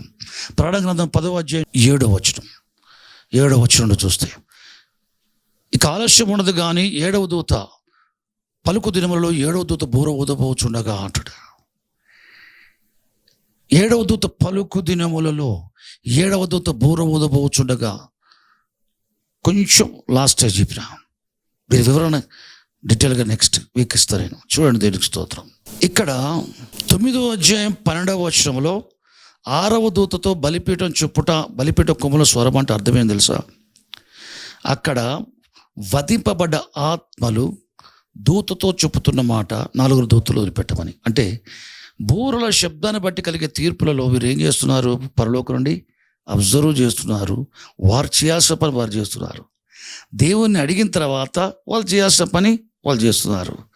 పేతురు ప్రార్థన చేశాడు, దొరక్క శవమాడ పడుకోబెట్టబడింది స్నానం చేయించి. పేతురు మోకరించి ప్రార్థన చేశాడు, దేవునికి చేశాడు. ఇప్పుడు దేవుడు చేస్తాడు, కానీ ఈయన చేయాల్సిన పని చేయాలి. ఈయన లేచి ఏం చేశాడు? దొరక లే అని చెయ్యిచ్చి లేపాడు. దేవుడు బ్రతికిచ్చేది, ప్రార్థన జవాబు బ్రతికించ జరిగింది. కానీ ఈయన చేయాల్సింది ఏం చేశాడు? లెమ్మని చెప్పాడు. ఆమె కళ్ళు తెరిచింది, చెయ్యిచ్చి లేవరెత్తాడు. దేవుడు చేసే పని దేవుడు చేశాడు, పేతురు చేసే పని పేతురు చేశాడు. దేవునికి స్తోత్రం. కాబట్టి వారి ప్రార్థన జవాబు వస్తుంది, కానీ దేవుడు చేసే పని దూతల ద్వారా చేస్తున్నాడు, కానీ ప్రార్థన జవాబు తీర్పులు. కానీ ఇక్కడ వీరు చేసే పని కూడా ఏం చేస్తున్నారు? ఆ 4 దూతలు విడిపించు అని చెప్పేసి 6వ దూత చేత పట్టుకున్న బూర, 6వ బూర చేత పట్టుకున్న 6వ దూతతో చెప్పడం జరుగుతూ ఉంది. దేవునికి స్తోత్రం. బూరల శబ్దాల కాలంలో వధింపబడ్డ ఆత్మలు భూమి మీద జరిగే విషయాల్ని వాళ్ళు తెలుసుకుంటున్నారు, చూస్తున్నారు. జరిగించబట్టంలో వారి పాత్ర వారు వహిస్తున్నారు. మంచిది. 7వ దూత బూర ఊదగా 7 పాత్రల కుమరింపు కార్యక్రమాలు జరిగేది ఏదని తెలుసా? 16వ అధ్యాయం మొదటి నుంచి చూస్తే బైబిల్ కనబడుతూ ఉంది. 7 దూతలు 7 పాత్రలు పట్టుకొని మొదటి పాత్ర భూమి మీద కుమ్మరించబడగా, ఆ క్రూర ముఖం యొక్క ముద్ర వేసుకున్న వారు, క్రూర ముఖం నమస్కారం చేసిన వారికి చెడ్డ పుండు పుట్టెను. ఎవరికి? ముద్ర వేసుకున్న క్రీస్తు విరోధి యొక్క 600 వారు ముద్ర వేసుకున్న వారు, వాని పేరు వేసుకున్నవారు, పేరు సంఖ్య వేసుకున్నవారు, క్రూర ముఖమునకు వాని ప్రతిమకు నమస్కారం చేసిన వారికి చెడ్డ పుండు పుట్టెను. 2వ దూత పాత్రను సముద్రంలోకి ఉంచగా పీనుగు వంటి సముద్రమంతా, మధ్యధర సముద్రమంతా పీనుగు వంటిగా మార్చబడి ప్రాణులన్నీ, జీవులన్నీ సముద్రం వాటి చచ్చిపోయాయి. 3వ దూత పాత్రను జలధారలపై, నదులపై కుమరించగా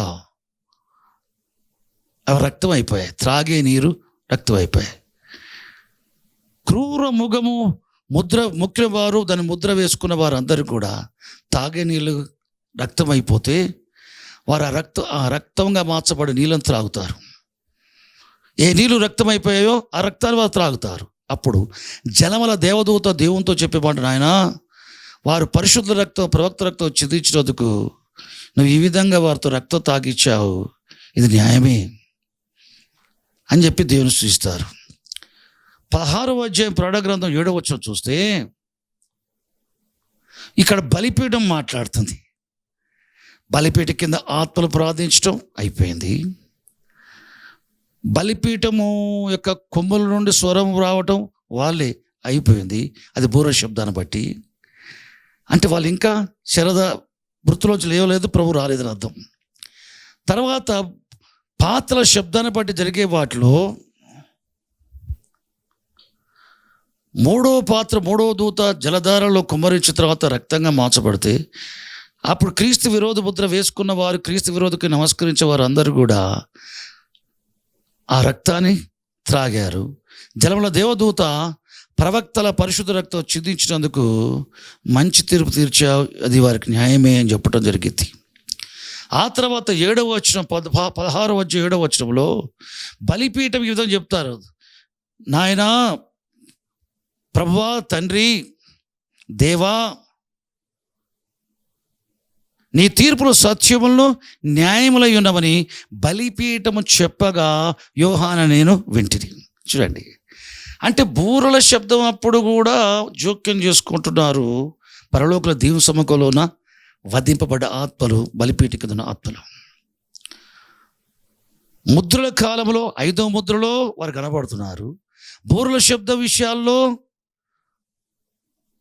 6వ దూత విషయంలో వారు కనబడుతున్నారు, జోక్యం చేసుకోవటం.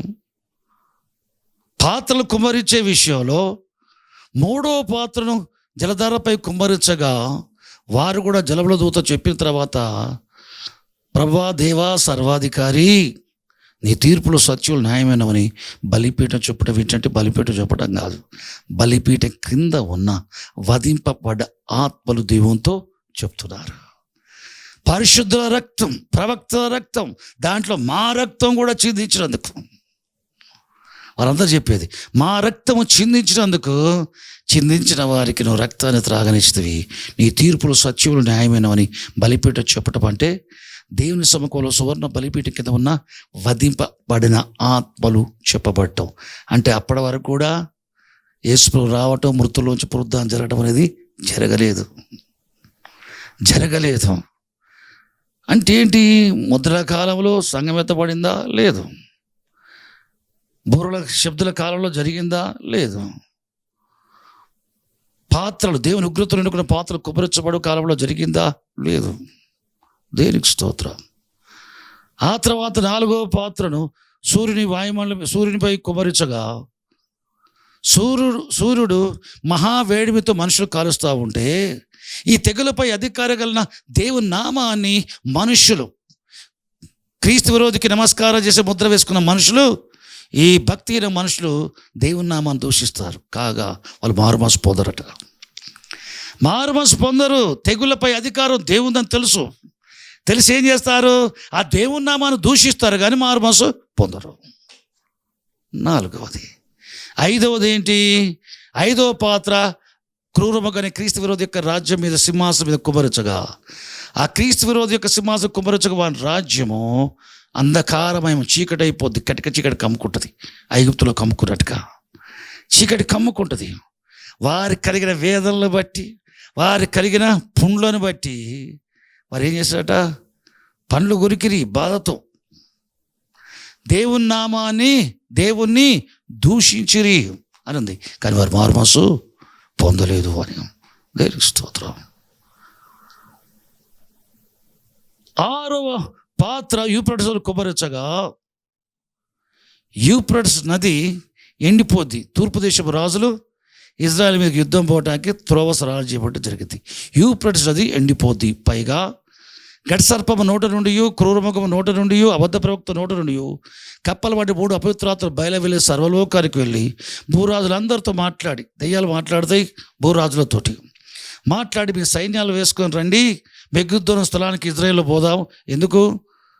ఆ యేసు అనే వ్యక్తితో యుద్ధం చేద్దాం, యేసు ప్రభుతో యుద్ధం చేద్దామని చెప్పి ఈ 3 అపవిత్రాత్మలు సర్వలోకముల్లోని ఏరికలైన రాజులతో మాట్లాడి వారి సైన్యాల్ని ఇజ్రాయేల్ దేశంలోని మెగిద్దోను స్థలానికి తీసుకొస్తారు.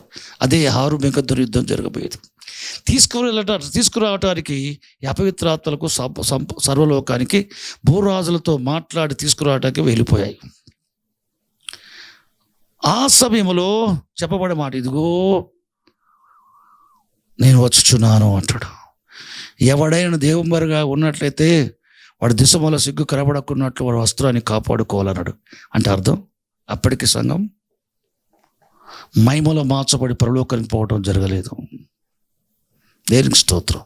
అంటే అర్థం, మెగిద్దోను స్థలానికి ఇజ్రాయెల్ దేశం మీదకి ప్రపంచ సేనలు క్రూరు ముఖమైన క్రీస్తు విరోధంతో పాటు భూరాజులందరూ సేనలు వేసుకొని పోయే దినాలలో యేసు ప్రభు వస్తాను అంటున్నాడు.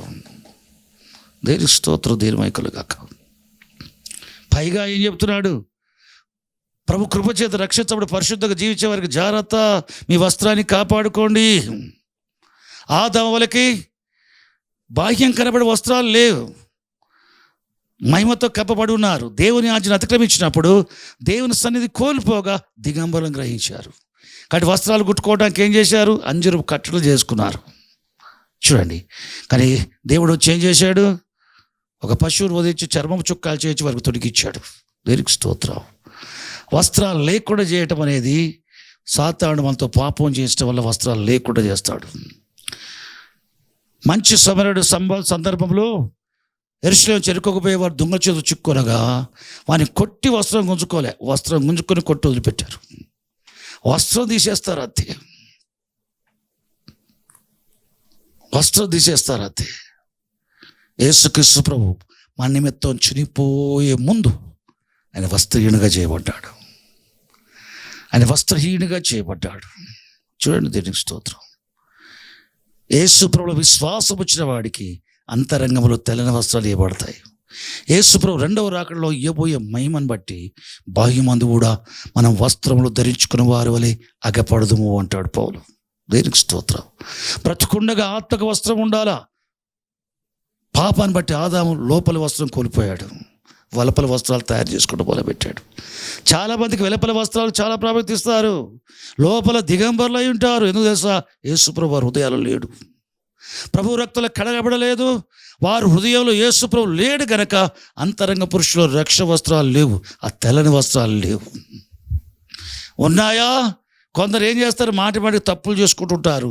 ఆ వస్త్రాలకు ఏమవుతుంది? మాలిన్యం ఏర్పడుతుంది. మరలా గొర్రెపిల్ల రక్తంలో వస్త్రాలు ఉతుక్కున్న వారు ధన్యులు. రక్షణ పొందితే వస్త్రాలు వస్తాయి. వచ్చిన వస్త్రాలు మాలిన్యం కలగజేసుకుంటా ఉంటే, పాపం చేసుకుంటుంటే గొర్రెపిల్ల రక్తులు కడబట్టడానికి అవకాశం ఉంది. ఏదేమైనా యేసుప్రభు వచ్చే సమయానికి నీకు వస్త్రాలు ఉండాలి, అవి తెలుపు చేసుకుని ఉండాలి. గొర్రెపిల్ల రక్తంలో తమ వస్త్రం ఉతుకొని తెలుపు చేసుకున్నారు కనుక ఆయన ఆలయంలో ఉండి రాత్రింపగలు ఆయన సేవించుచున్నారు అని పెద్దల్లో కూడా చెప్తున్నాడు. వీరు మహాసభల నుండి వచ్చిన వారు గొర్రెపిల్ల రక్తంలో తమ వస్త్రాలు ఉతుక్కొని తెలుపు చేసుకుని ఉన్నారు కనుక దేవుని సింహాసనం ఉండి రాత్రింపగలు ఆయన ముఖదర్శనం చేసుకుంటూ సేవిస్తున్నారు అని చెప్తున్నారు. దేవునికి స్తోత్రం. కాబట్టి మెగిద్దో స్థలానికి ఈ 3 అపవిత్రాత్మలు వెళ్ళి భూరాజులు తోడుకొని సైన్యాలతో తోడుకొని వచ్చి పోవటానికి 6వ పాత్ర కుబరచగా అపవిత్రాత్మలు పోవటం జరిగింది. వారు కూడి వచ్చినప్పుడు జరిగేది ఏంటయ్యా అంటే, యేసుప్రభుతో యుద్ధం చేయడానికి యేసుప్రభు ఆ టైంకి వస్తాడని ఇప్పటి క్రైస్తవులకు తెలిసిన దానికంటే ఆ అపవిత్రాత్మలకు తెలుసు. ఆయన వచ్చే టైం అయింది, మనమందరం ఆయనతో యుద్ధం చేయాలా అని చెప్పి భూరాజులందరూ ఆ స్థలానికి సమకూర్చే పని పెట్టుకుంటేవి. అంటే వాటికి ఏం తెలుసు? ప్రభు అప్పుడు వస్తాడని. అప్పుడు ప్రభు ఏం చెప్తున్నాడు? ఇదిగో నేను త్వరగా వచ్చున్నాను అని అప్పుడు అంటున్నాడు. ఇదిగో నేను వచ్చుచున్నాను, నేను వచ్చినప్పుడు నా ఎదుట దిగంబర కనబడకుండా, నా సముఖం నిలబడ్డప్పుడు వాడు వస్త్రం లేనివాడుగా కనబడవద్దు, ఇతరులు నీ దిశమల చూడకుండానట్లు తన వస్త్రాన్ని కాపాడుకునేవాడు ధన్యుడు. ఓ రక్షింపబడే వ్యక్తి, నీకు వస్త్రం ఉంది ఆత్మలో. నేను వచ్చినప్పుడు వస్త్రాలు కలిగిన వాడుగా నువ్వు కనబడాలి. నీ వస్త్రం దొంగల చేత చిక్కిన వాడికి పోగొట్టుకునేట్టుగా నువ్వు పోగొట్టుకోవద్దు, ఆదాం పోగొట్టుకునేట్టుగా నువ్వు పోగొట్టుకోవద్దు. దేనికి స్తోత్రం, దేవుని కలుగాక. వస్త్రాన్ని కాపాడుకునేవాడు ధన్యుడు అన్నాడు. హార్మేగద్దున యుద్ధం అక్కడ జరగలేదు, దానికి ప్రిపరేషన్. యూఫ్రటీస్ నది ఎండిపోవటం, తూర్పు రాజులు రావటానికి, మిగతా భూరాజులందరూ సైన్యం వేసుకొని రావటానికి 3 అపవిత్రాత్మలు సాతాను నోట నుండి, క్రీస్తు విరోధి నోట నుండి, అబద్ధ ప్రవక్తల నుండి 3 కప్పల వంటి అపవిత్రాత్మలు బయలుదేరి భూరాజులను సైన్యాలు వేసుకుని ఇజ్రాయెల్ మీదకి వస్తారు. ఎందుకు? రాజు ప్రభుత్వ యేసు ప్రభుత్వం యుద్ధం చేయడానికి ఉద్దేశంతో వస్తారు వాళ్ళు. అంటే అర్థం, దయ్యాలకు జరిగే సంఘటనలు బట్టి యేసు ప్రభు ఎప్పుడు వస్తాడో అవి గ్రహిస్తున్నాయి. సాతానికి తెలుసు, నేను ఉండబోయే స్థలం 1000 ఏండ్లు అగాధంలో, ఆ తర్వాత ఉండబోయే స్థలం క్రీస్తు విరోధంతో పాటు అబద్ధ ప్రవక్తతో పాటు అగ్నిగల నరకంలో నేను ఉండాలా. సాతానికి తెలుసు దాని భవిష్యత్తు. చూడండి, దేవునికి స్తోత్రం. అందుకని జరిగే సంఘటనలు బట్టి సాతాడు ఏం గ్రహిస్తాడు? సమయము తనకు కొంచెమే అని తెలుసుకొని. పాస్టర్లు తెలుసుకుంటున్నారా సమయం కొంచెమే అని? నేటి దైవ సేవకులు తెలుసుకుంటున్నారా? సంఘాలు తెలుసుకుంటున్నాయా సమయము కొంచెమని? డెవిల్కి తెలుసట. పరిశుద్ధులు తెలుసుకుంటున్నారా సమయం కొంచెమే అని? సమయం కొంచెమని గ్రహిస్తున్నారా? లేదు. డెవిల్ ఎంత హుషారుగా ఉందో చూడండి. డెవిల్ మనుషులు కూడా హుషారుగా ఉన్నారు లోకంలో. యేసు ప్రభు చెప్పాడు,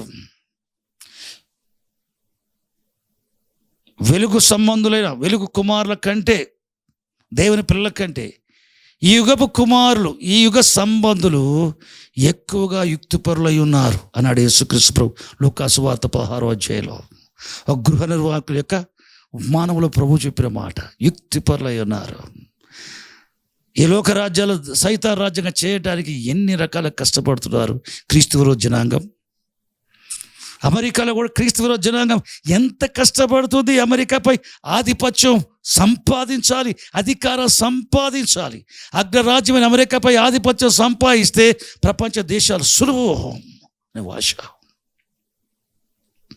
చూడండి, వారు కష్టపడి పనిచేస్తున్నారు అహర్నిశలు. కానీ పరిశుద్ధుల సంగతి ఏంటి? సోమరులు అవుతున్నారు, నిష్పరులు అవుతున్నారు.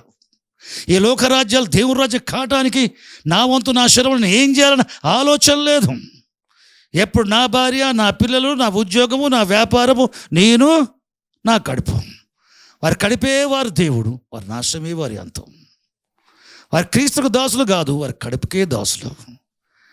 శరీరానుసార మనసు కలిగి శరీర ప్రకారమై జీవించే క్రైస్తవులు. ఈ లోకరాజ్యాలు దయ్యపు రాజ్యం కావాలని దయ్యపు ఆలోచన, దయ్య మనుషుల ఆలోచన కష్టపడి పనిచేస్తున్నారు వాళ్ళు.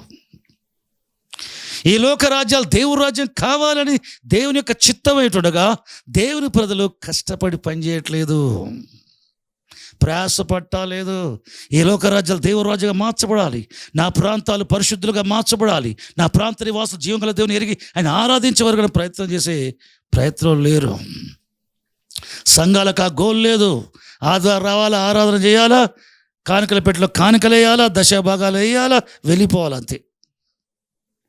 కలెక్షన్ సెంటర్లు అయిపోయినాయి సంఘాలు. మినిస్ట్రీస్ అన్నీ కూడా కలెక్షన్ సెంటర్స్ అయిపోయాయి. ఒక కౌంటర్ ఓపెన్ చేసి పెట్టుకుంటారు, రావాలి ప్రజలు అక్కడికి, కట్టాలి, రిసిప్ట్ తీసుకోవాలి, పోవాలి అంతే. Collection centres. మినిస్ట్రీస్ అన్నీ మనీపై ఆధారపడ్డాయి. మినిస్ట్రీస్ దేవునిపై ఆధారపడలేవు. పరిచర్య దేవునిది, దేవుడు పరిచర్యకు నియమించాడు. నేను పరిచర్య చేయాలని నీకు ఇవ్వబడ్డ పరిచర్య చేయటానికి మనీ నీ కాళ్ళకాడికి వచ్చేటట్టు దేవుడు చేస్తాడు. మనీ కాళ్ళకాడికి మినిస్ట్రీస్ పోతున్నాయి, మనీ కాళ్ళకాడికి మినిస్టర్స్ పోతున్నారు. మనీ కాళ్ళకాడికి రావట్లేదు. అపోస్తల కార్యములలో చూస్తే, అపోస్తల సంఘంలో చూస్తే విశ్వాసుల పరిశుద్ధులు చరస్త్రాస్తులను, భూములను, ఇండ్లను అమ్మి వాటి వేలను అపోస్తల పాదాల కాడ పెట్టారు. దేవుని సేవకుల పాదాల దగ్గరికి పరిచయం చేయడానికి కావాల్సింది పాదాల దగ్గరికి మనీ వస్తుంది, కానీ ఇప్పుడు మనీ పాదాల దగ్గరికే పరిశుద్ధులైన పడేవారు, సంఘాలైన వారు, కాపులైన వారు ఉంటున్నారు, సేవకులైన వారు. దౌర్భాగ్యపులారా, మరలా మొదటి దినాలు వస్తాయి, అపోస్తల కార్యమైన దినాలు మరలా వస్తాయి. ఈ చెత్త విధానం అనుసరించేవారు, మనీకి ప్రాముఖ్యత ఇచ్చి మనని బట్టే మినిస్ట్రీస్ లేకపోతే లేదు అని చెప్పబడే చెత్త అంతా దేవుడు తీసేస్తాడు, దేవుడు ఉంచడు. చూడండి, 7వ పాత్రను అంటే అర్థం 6వ పాత్ర కుమరించినప్పుడు ఆర్మికత యుద్ధానికి సిద్ధపాటు చేయటమే. భూరాజులు రావటానికి, తూర్పు దేశపు రాజులు సైన్యాలు వేసుకొని రావడానికి, ప్రశ్న ఎండిపోవటం, ఇది ప్రిపరేషన్ మట్టుకే దానికి, యుద్ధం కోసం. అక్కడ యుద్ధం ఏం జరగదు. కానీ ఆ యుద్ధం జరిగే దినాలలో నేను వస్తాను అని చెప్పేసి అది మనకు రాసి ఇచ్చాడంటే అది ప్రభు వచ్చే టైం. ఇజ్రాయేలు ప్రపంచ సేనలు క్రీస్తు విరోధ నాయకత్వాన ముట్టడి వేసినప్పుడు యేసు ప్రభు వచ్చే సమయం అది. యేసు ప్రభు వచ్చే సమయం అది. నేను వస్తున్నాను అంటున్నాడు అక్కడ. 16వ అధ్యాయం 16వ వచనం, 15-16 వచనాలు. నీ వస్త్రాన్ని కాపాడుకో, నువ్వు ధన్యుడు. నీ రక్షణ వస్త్రం కాపాడుకో, ధన్యుడు. నీ కలిగిన దాన్ని గట్టిగా పట్టుకో, నువ్వు ధన్యుడు. నీ విశ్వాసాన్ని కాపాడుకో, నువ్వు ధన్యుడు. దేవునితో నీకున్న సావాసాన్ని కాపాడుకో, నువ్వు ధన్యుడు. నీ వస్త్రాన్ని కాపాడుకో, రక్షణ వస్త్రాన్ని కాపాడుకో, నువ్వు ధన్యుడు. నేను వచ్చే సమయానికి దిగమర కనపడ్డావా? నీ అంత దౌర్భాగ్యుడు ఇంకోడు లేడు. 7వ దూత 7వ పాత్రను వాయుమండలం కుమ్మరుచగా పరలోక గర్భాలని ఒక స్వరం వస్తూ ఉంది. సమాప్తమైంది. ఏం సమాప్తమైంది? దేవుని ఉగ్రత భూమిపై కుమ్మరించడం సమాప్తమైంది. 7వ పాత్ర బట్టి కలిగేది ఏంటి? ఉరుములు, మెరుపులు, ధ్వనులు, భూకంపం. ఆ క్రింది భాగానికి వస్తే 21 వచ్చడం గొప్ప వడగండ్లు, 5 మనుగుల బరువుగల వడగండ్లు కుమ్మరించబడగా మనుషులందరూ కూడా ఆ దెబ్బకు దేవుని దూషించిరి, మారుమనసు పొందలేదు. వడగండ్లు ఇక్కడ ఉపయోగిస్తున్నానంటూ యుద్ధం. ఏ యుద్ధం? పైన చెప్పబడిన హార్మగద్దుల యుద్ధానికి జరిగే కార్యం. ఒకవైపు ఆయన నోట గుండా బయలువెళ్ళు ఖడ్గమ చేత అందరిని వధిస్తాడు, కానీ మరొక వైపు వడగండ్ల పని. యుద్ధ దినమున కొరకు దేవుడు నిధులలో దాచిపెట్టాడు మెరుపులు, ధ్వనులు. ప్రకృతి సంబంధ వైపు అన్నీ ఒక్కసారి జరుగుతాయి. ఆ దినం జరిగేటి యేసుప్రభు యుద్ధం చేయటం మటుకే కాదు, దేవదూతలు ఒకవైపు, సృష్టం ఒకవైపు, పరిశుద్ధుల ఒకవైపు, ఈ భక్తుల పైన అన్ని కలిపి పడతాయి. అయ్యో దినమున దేనికి స్తోత్రం. చూడండి, అక్కడ చెప్పబడ్డ ఆ ప్రకటన గ్రంథం 16వ అధ్యాయంలో 19వ వచనం చూడండి. అక్కడ ప్రసిద్ధ పట్టణం 3 భాగములు ఆయను, అన్యజనుల పట్ల కూలిపోయాను, ఉరుములు, మెరుపులు, ధ్వనులు, భూకంపం అన్న తర్వాత ప్రసిద్ధ పట్టణం 3 భాగాలు అయిపోయింది. భూకంపం తర్వాత అన్యజనుల పట్టణాలు కూలిపోయాయి. అది పెద్ద గొప్ప భూకంపం అది. ఆ తర్వాత చెప్పుకొచ్చే విషయం తెలుసా? దేవుని సముఖంలో కొందరు ఒక విషయాన్ని జ్ఞాపకం చేస్తున్నారు. ఏం చేస్తున్నారు తెలుసా? తీవ్రమైన ఉగ్రతతో నింపబడిన దేవుని ఉగ్రతా పాత్రను బబులోనికి ఇయ్యవలని ఆయన సముఖంలో జ్ఞాపకము చేసిరి. ఆయన సముఖంలో జ్ఞాపకం చేసేవారు ఎవరు? ఆయన సముఖంలో ఏముంది? సువర్ణ బలిపీఠం. సువర్ణ బలిపీఠం ఎవరున్నారు? వధింపబడ్డ ఆత్మలు ఉన్నారే, వారు ప్రార్థన చేస్తున్నారు చూడండి. వారు 6వ దూతతో చెప్పి 4 దూతలు వదిలిపెట్టమని చెప్పారు చూడండి. అంతేకాకుండా దేవా నీ తీర్పులు సత్యులు న్యాయమని చెప్పారు చూడండి. వాళ్ళు ఏమంటున్నారు తెలుసా? నాయనా బబులోకి తీర్పు తీర్చు అంటే అర్థం, వీళ్ళు ఇంకా దేవుని సముఖంలో బలిపీఠం కిందనే ఉన్నారు. అంటే అప్పటికి యేసుప్రభు వచ్చాడా? లేదు. దేనికి స్తోత్రం. బబులోనికి తీర్పు తీర్చాలి, ఉగ్రత పాత్రను బబులోనికి ఇవ్వాలి అని చెప్పుకొచ్చున్నారు. ఆ ఉగ్రత పాత్ర బబులోనికి ఇవ్వటమే 17వ అధ్యాయం 18వ అధ్యాయం. 18వ అధ్యాయం మొదటి 3 వచనాలు ఏముందో చూడండి. మొదటి 2 వచనాల్లో బబులోను దయ్యాలకు నివాసస్థలమును, ప్రతి అపవిత్రకు ప్రతి అపవిత్రమైన ఉనికి పక్షికి ఉనికి పట్టుడాయను. ఆ దయ్యాల నివాసస్థలం యెరూషలేము. ఇదిగో దేవుని నివాసస్థలం. దేవుని నివాసం మనుషులతో కూడా ఉంది. యెరూషలేము దేవుని నివాసస్థలం, దేవుని నివాసం. బబులోను దయ్యాల నివాసం. చూడండి, యెరూషలేము గొర్రె పిల్ల భార్య, బబులోను క్రీస్తు విరోధి యొక్క భార్య, వివాహ సంబంధం లేని భార్య. చూడండి, దేనికి స్తోత్రం. ఈ దయ్యాల నివాసస్థలం, ఆ దేవుని నివాసస్థలం. నా ప్రజలారా, 3వ వచనం 18వ అధ్యాయం 3వ వచనం, నా ప్రజలారా దాని పాపములో పాలివారు కాకున్నట్లు, బబులోని యొక్క పాపములో పాలివారు కాకున్నట్లు బయటికి రండి. అంటే దేవుని ప్రజలు ఇంకా ఉన్నారు.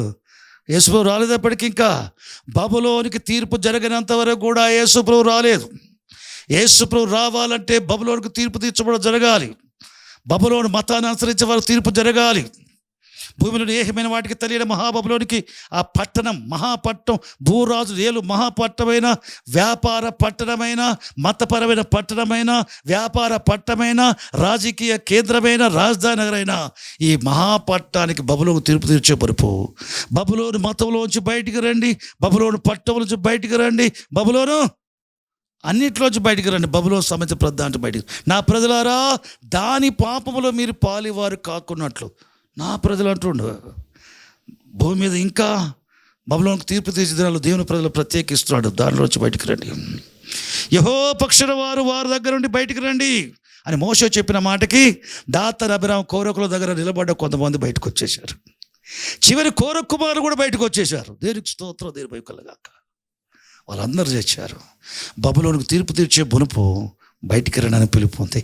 అంటే బబులోని తీర్పు వరకు కూడా యేసు ప్రభు రాలేదు.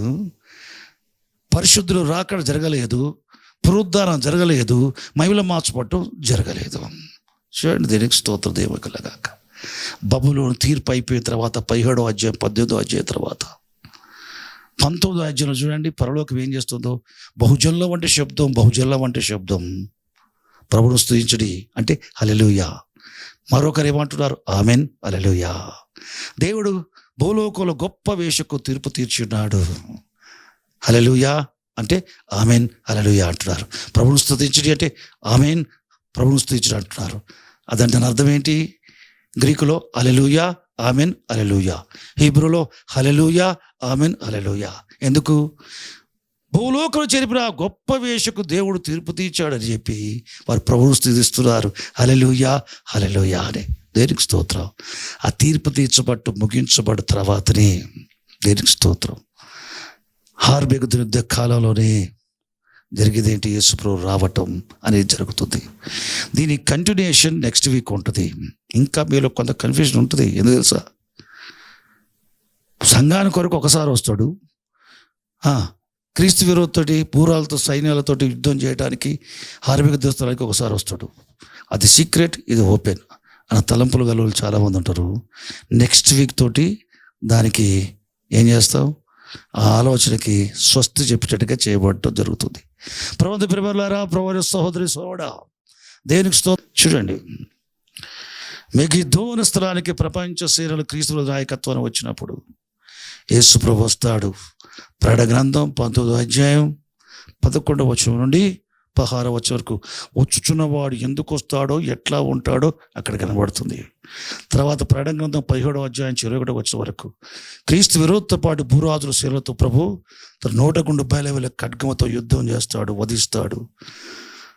ఆకాశ పక్షులు వచ్చి కడుపారా హార్బెగుదు యుద్ధంలో క్రీస్తు చేత చచ్చిపోయిన వారందరూ కూడా ఏం చేయబడతారు? ఏం చేస్తాయి ఆకాశ పక్షులు? కడుపారా తింటాయి. దేనికి స్తోత్రం. అది రాక. దేనికి స్తోత్రం. ప్రకటన గ్రంథం 19వ అధ్యాయంలో చెప్పిన 11వ వచనం నుండి 16వ వచనం వరకు యేసు ప్రభు ఉన్నాడు చూడండి. ఆ దర్శనం చాలా ఏళ్ళ కింద దేవుని కృప బట్టి నేను ఆత్మవశుడనై ఆ దర్శనాన్ని చూశా. దేనికి స్తోత్రం. అది రెండవ రాకడకు వచ్చిన దర్శనం. దేనికి స్తోత్రం. దేని మైకులు గాక. యేసు ప్రభు మొదటిసారి వచ్చాడు ప్రాణం పెట్టడానికి, పాపుల కొరకు, పాపులు రక్షించబడ్డ కొరకు ప్రాణం పెట్టడానికి వచ్చాడు. ఆయన రెండోసారి రాబోతున్నాడు, పాపుల ప్రాణము తీయడానికి రాబోతున్నాడు. పాపులను రక్షించడానికి కాదు, పాపులకు శిక్ష విధించడానికి న్యాయాధిపతిగా యూదా గోత్ర సింహముగా యేసుక్రీస్తు ప్రభు రెండవసారి పరలోకం రాబోచున్నాడు. గొర్రె పిల్లగా వధించబడటానికి మొదటిసారి వచ్చాడు, చీల్చబడటానికి, రెండవసారి తీర్పు తీర్చడానికి, చీల్చివేయటానికి యూదా గోత్ర సింహముగా రెండవసారి రాబోతున్నాడు. పిల్లరా, ఆయన రాకడ మన తరంలోనే, 21st సెంచరీలో మన తరంలోనే కొద్ది సంవత్సరాలలో యేసు ప్రభు రాకడ సంబంధించిన విషయాలన్నీ జరుగుతూ ఉంటాయి. యేసు ప్రభు వచ్చేస్తాడు. కాబట్టి అంత్య దినాల్లో మనం ఏం చేయాలో తెలుసా? మనకు కలిగిన విశ్వాసాన్ని గట్టిగా పట్టుకుందాం, మనకు కలిగిన ప్రార్థనా జీవితాన్ని గట్టిగా పట్టుకుందాం, ప్రభుతో కలిగిన సహవాసాన్ని గట్టిగా పట్టుకుందాం. ఆయన అందరి విశ్వాసాన్ని విసర్జించొద్దు, ఆయన అందరి ప్రేమను విసర్జించొద్దు, సహోదర ప్రేమను విసర్జించొద్దు. పరిశుద్ధ జీవితం, ప్రేమగల జీవితం, అన్నిటి ప్రేమతో సహించుకుంటూ వెళ్ళిపోయే జీవితం, ఓర్పుతో కూడిన జీవితం మనకు కలిగి ఉండాలి. ఓర్పు చేతనే మన ప్రాణాలు దక్కించుకుంటాం, మన ఆత్మలు దక్కించుకుంటాం. ఓర్పు చేతనే. విసిగిపోయావా? కలిసిపోతావు లోకంలో. కష్టాలకు, కన్నీళ్లకు, బాధలకు, అవసరతలకు, సమస్యలకు, ఇబ్బందులకు పాడైపోయి కలిసిపోతూ అయిపోతావా? యేసు ప్రభు పాపులలో చేరక ప్రత్యేకంగా ఉన్నాడు. ఆయన సేవించి మనం పాపులలో చేరక ప్రత్యేకంగా ఉండాలా? వారిలో నుండి బయలువెళ్ళి ప్రత్యేకంగా ఉండి యేసు ప్రభు ప్రత్యేకంగా ఉన్నాడు. బబులో నుంచి బయటికి రండి, బబులో నుంచి బయటికి రండి రా ప్రజలారా, దాని పాపంలో పాలేవారు కాబట్టి బబులో నుంచి బయటికి రండి. భూమిలోని ఏహమైన వాటికి అసలు తెలియని మహాబబులోను ఇష్మాయిల సంతతి ప్రపంచమంతా ఉంది. మనం ఇస్సాకు వంటి వారం. ఏంటండి? ఇస్సాకు వంటి వాగ్దానం బట్టి పుట్టిన వారం, శరీరాన్ని బట్టి పుట్టిన ఇస్మాయిల్ ఉన్నారే ప్రపంచమంతా ఒకవైపు, దేవుళ్ళని చెప్పబడే కమ్యూనిస్ట్ దేశాలు ఉన్నాయి ఇంకొక వైపు. ప్రభు కంటే మరియమ్మకి ఎక్కువ ప్రాముఖ్యత ఇచ్చే వీళ్ళు ఉన్నారు. వీళ్ళందరిలో పనిచేసేది క్రీస్తు విరోధాత్మ. ఇవన్నీ ఏకమవుతారు యేసు ప్రభువును మాత్రమే రక్షకుడుగా ప్రభుగా అంగీకరించి ఆయన నామములో దేవుని సేవించే బిడ్డలు పేరులోంచి బయటికి వచ్చి ప్రత్యేకంగా ఉంటారే, వీరిని మతపరంగా వీళ్ళు చంపుతారు, రాజ్యపరంగా క్రీస్తు విరోధి కొడుతున్న జనులు వాళ్ళు చంపుతారు. కాబట్టి ఆరాధన సంబంధంగా, రాజ్యాధికార సంబంధంగా, అన్ని విధాలుగా సామాన్యులైన పరిశుద్ధులు, బీదలైన పరిశుద్ధులు మొదటి శతాబ్దంలో జరిగినట్టుగానే 21st centuryలో జరిగిపోద్ది. ఏది ఏమైనా ప్రభుని గట్టిగా పట్టుకొని ప్రభు స్థిరంగా ఉంటే మనంతలు ధన్యులు ఇంకొకరు లేరు. నిత్యత్వంలో ఇక్కడ ఏది బాధ కన్నీళ్ళు అనుకుంటావో ఇక కన్నీళ్ళు ఉండవు, ఆనంద బాష్పాలే. ఇక దుఃఖం ఉండదు, నిత్యానందమే. ఇక వస్త్రహీనత ఉండదు, తెల్లని వస్త్రములే. ఇక దాహం ఉండదు, జీవజల బొగ్గు యుద్ధకు గొర్రెపిల్లతో నడిపించబడతాం. బాధ ఉండదు, సంతోషమే. దేనికి స్తోత్రం. కాబట్టి దేనికి స్తోత్రం. ఆకలి దాహం ఇక ఉండదు, సూర్య వేడిమైన వడగాలైన ఉండదు. ప్రభు రాకడలో నీ శరీరం మహిమశరీరంగా మార్చబడుతుంది. మహిమలో రాబోయే లోకల ప్రభు సముఖంలో ఉండే మా రక్షకై స్తోత్రం. ప్రభువా మా రక్షకై నీకు స్తోత్రం అని ఎలుగై చెప్పింది ప్రభుని మహిమపరుస్తాం. అట్టి కృప మనకందరికీ అనేకులకు ప్రభు దయచేయను గాక.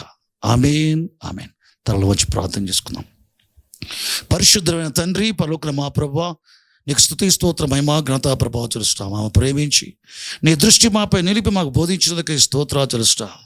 మరి కొన్ని సంగతులు అస్పష్టంగా ఉన్న వాటిని స్పష్టంగా చేయబడటానికి నెక్స్ట్ వీక్ ఉపయోగించుకోవడానికి సహాయం చేయి తండ్రి. నీ పరిశుద్ధాత్మ సహాయాన్ని అనుగ్రహించు తండ్రి. ఈ కోడికలో పాల్గొని లైవ్లో పాల్గొన్న బిడ్డలందరిపై నీ చేతులోంచి ఆశీర్వదించండి. ఆత్మ విషయంలో ఆశీర్వదించండి, ఐక్య విషయాల్లో వారిని వారి పిల్లలు వృద్ధి పొందించండి. నీ భద్రత దయచేయండి.